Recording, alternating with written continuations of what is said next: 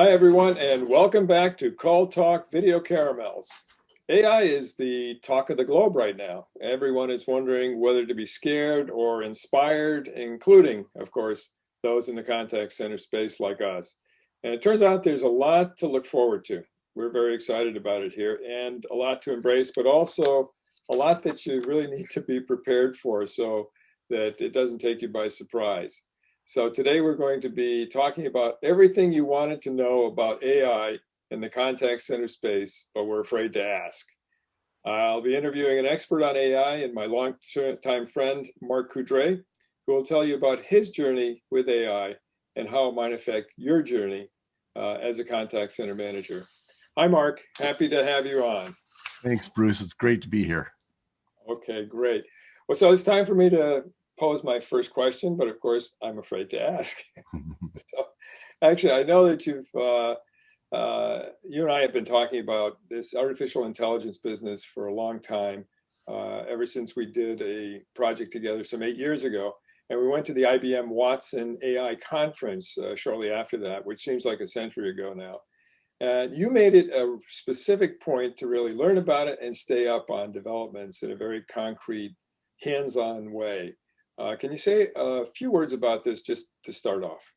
Yeah, I think that, summarizing where this journey has been, attended that Watson conference. The thing that hit me and landed for me was the incredible way that we could automate and speed up our learning, how we learn and how we learn faster.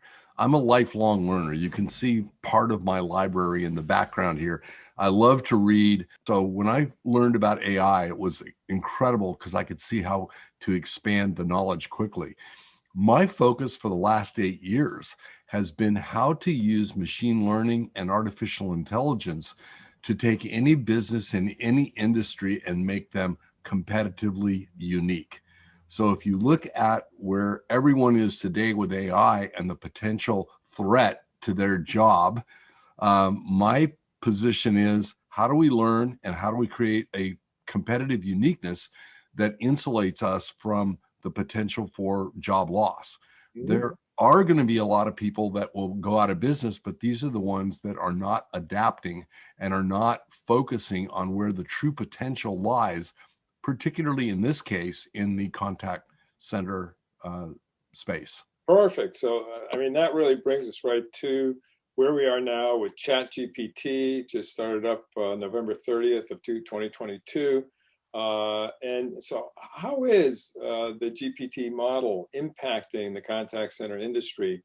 And where do you see it going from here? So I find humor in the number of AI experts that have just mysteriously appeared in the last 3 months.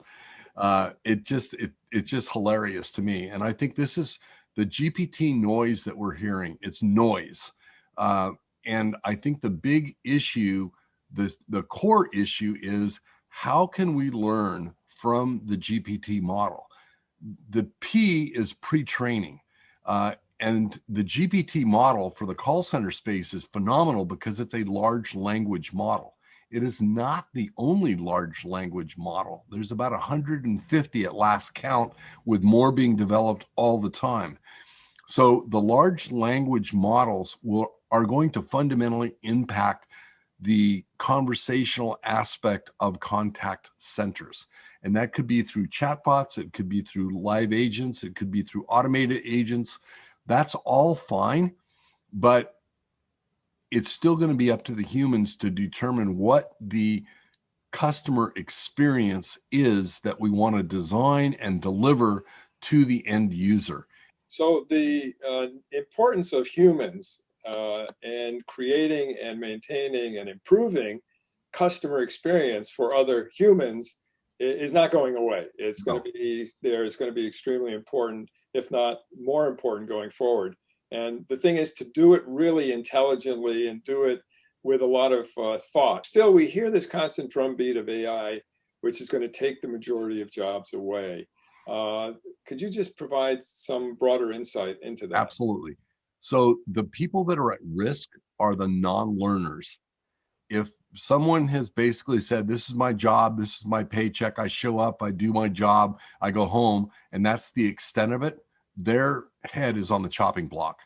But if you're an individual that is interested in conversational intelligence and EQ, emotional intelligence or emotional quotient, this is going to be an area that's going to be more and more and more valuable. Is that if you've got key people with high EQ and high conversational intelligence, this is what's going to map the user experience that to create high user satisfaction, which is what we're all after. Absolutely. Well, is there anything that we may overlook or in terms of something that's non-obvious before we wrap up, as we will have to do, that you'd like to just mention? It's too easy to be dazzled by the ease of use and the initial results. Be particularly careful and critical of the content that's being delivered. So you've got to look at this saying, how valid is the information? If you are a subject matter expert in the area that you're working, you can filter those results and validate them as being legitimate or non-legitimate. This is the first immediate issue that we face. Okay. Well, going forward, we're going to be working very hard in terms of, maintaining thought leadership in this area, working very closely with you. And we'll be working with groups of contact center managers who want to stay at the forefront and want to have a sounding board and sort of a crystal ball looker, because you've been doing this for quite a while, Yes. as we have been in terms of customer experience over the years. And so I'm really excited about that. We're going to have a very hands-on, practical, helpful approach. It's going to be highly interactive with people in our community.